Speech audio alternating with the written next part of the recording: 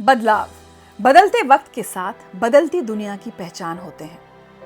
और जब कोई बदलाव न जाने कितनों की जिंदगी आसान बना जाए, विश्व में मिसाल बन जाए, तो उस बदलाव की कहानी आप तक पहुंचानी भी जरूरी हो जाती है। नमस्कार, आप देख रहे हैं the real story with Richa Anirudh.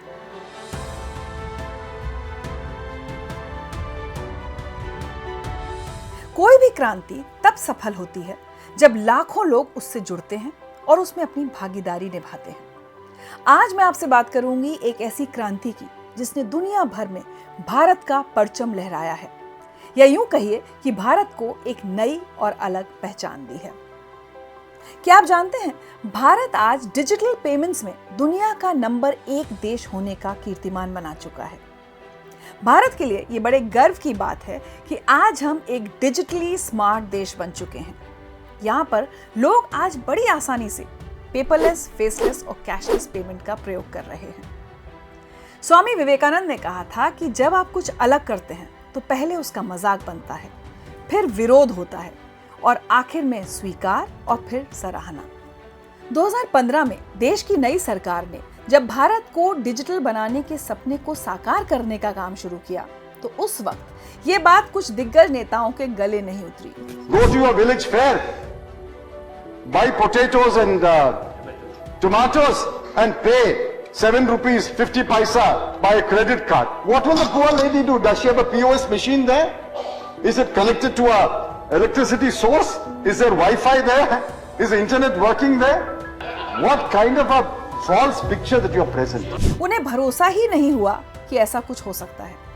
उन्होंने इसका मजाक उड़ाया, कहा कि भारत में जहां करोड़ों लोग दिहाड़ी मजदूर हैं, सब लोगों के पास बैंक खाते तक नहीं है, स्मार्टफोन नहीं है, वो लोग कैसे कर पाएंगे डिजिटल लेन देन।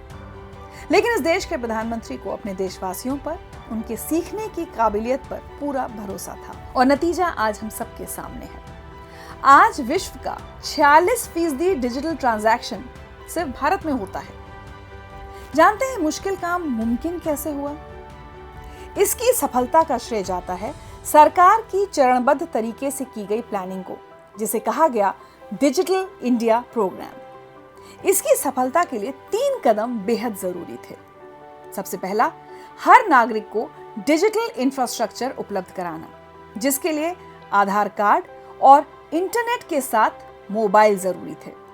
और देश के कोने कोने में सेवाओं जैसे कि शिक्षा और खेती संबंधित schemes, public utility services, social welfare, health care, financial और सरकारी स्कीम्स और B2C भुगतान के लिए एक कॉमन सर्विस सेंटर की जरूरत थी। डिजिटलाइजेशन का दूसरा कदम था सही तरह से इन सभी योजनाओं और सेवाओं को लागू करना और जरूरत के हिसाब से इन्हें जनता को उपलब्ध करवा पाना।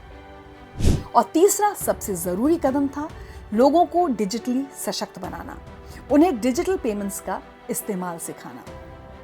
जब नीयत सच्ची हो और इरादा पक्का, तो हर चुनौती चींटी बन जाती है। सरकार ने डिजिटल इंफ्रास्ट्रक्चर को मजबूत बनाने के लिए स्मार्टफोन्स, बेहद सस्ता इंटरनेट, बेहतर कनेक्टिविटी और टेक्नोलॉजी के नए प्रयोगों को बढ़ावा दिया, जिसका नतीजा है कि हम टेक्नोलॉजी अडॉप्शन में सबसे आगे हैं। और यही वजह है कि आज भारत डिजिटली सशक्त देश है। जैसे आज हम और आप 5 रुपए से लेकर 50,000 या उससे भी ज्यादा का पेमेंट अपने फोन से कर लेते हैं। इस डिजिटलाइजेशन को सफल बनाने के पीछे जैम यानी जनधन, आधार और मोबाइल और UPI का बहुत बड़ा हाथ है। जब केंद्र में नई सरकार बनी तो उसने देश के विकास के लिए अर्थव्यवस्था और फाइनेंशियल सेक्टर को डिजिटलाइज करना चाहा, पर टेक्नोलॉजी के बिना ये संभव नहीं था। इसीलिए जैम का विकास किया गया, जिसके तहत पहले जनधन योजना ने लोगों को वित्तीय रूप से जोड़ा, जिसका लाभ अब तक लगभग 50 करोड़ लोग उठा रहे हैं। दूसरा, आधार यानी देश के हर नागरिक की बायोमेट्रिक प्रिंट के हिसाब से पहचान। आधार 2009 में लॉन्च किया गया था, लेकिन सरकारी उदासीनता के कारण आधार अधर में ही लटका रहा।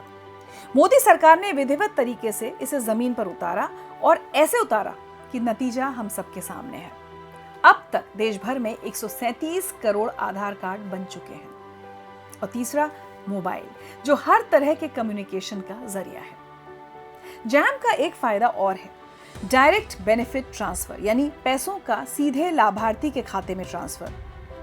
मतलब ये कि सरकारी योजनाओं से मिलने वाला आर्थिक लाभ सीधा सीधा लोगों के खातों में पहुंचने लगा। इससे बिचौलिए खत्म हुए और धोखाधड़ी के मामले कम हुए। इस तरह से जैम की वजह से डायरेक्ट बेनिफिट ट्रांसफर संभव हो पाया और पिछले 9 सालों में इसके जरिए 29 लाख करोड़ का मनी ट्रांसफर हुआ। इसके अलावा जैम का सबसे बड़ा इनोवेशन रहा यूपीआई यानी यूनिफाइड पेमेंट इंटरफेस, जिसने एक सिंगल मोबाइल एप्लीकेशन के जरिए लगभग सभी बैंकों को जोड़ दिया। इससे फंड्स का ट्रांसफर और मर्चेंट पेमेंट्स बेहद आसान हो गए। यूपीआई जैसा कोई सिस्टम दुनिया में किसी और के पास नहीं है, जो इसे और भी खास बनाता है। यूपीआई के माध्यम से भारत ने पहली बार दुनिया को टेक्नोलॉजी सेक्टर में फॉलो नहीं बल्कि लीड किया है। आज भी यूपीआई का तोड़ कोई और नहीं ढूंढ पाया है। यूपीआई से न केवल छोटे दुकानदारों को लाभ मिला, बल्कि स्ट्रीट वेंडर्स से लेकर बड़े व्यवसायों तक को फायदा पहुंच रहा है। एक बैंक से दूसरे बैंक तक मनी ट्रांसफर यूपीआई के जरिए चुटकियों में होने लगा, वो भी बेहद सुरक्षित और आसान। सिर्फ एक क्यूआर कोड स्कैन करना या मोबाइल नंबर डालना है, कुछ सेकंड और बस हो गई पेमेंट। इसकी सफलता की कहानी बयां करते हैं आंकड़े। 2016-17 में जब यूपीआई लॉन्च किया गया था, तब इसके जरिए 6,900 करोड़ रुपए के लगभग 2 करोड़ ट्रांजैक्शन हुए, जबकि 2023 में 139 लाख करोड़ रुपए के 8,400 करोड़ ट्रांजैक्शन। जून 2023 में हर मिनट लगभग 2 लाख यूपीआई ट्रांजैक्शन हुए। आज डिजिटल लेन देन में हम दुनिया की सबसे बड़ी अर्थव्यवस्था बन चुके हैं। यहाँ तक कि हमने चीन, अमेरिका और यूरोप तक को पीछे छोड़ दिया है। डिजिटल ट्रांजैक्शन में किस तरह भारत तेजी से मजबूत हुआ है, ये पिछले कुछ सालों में साफ नजर आया है।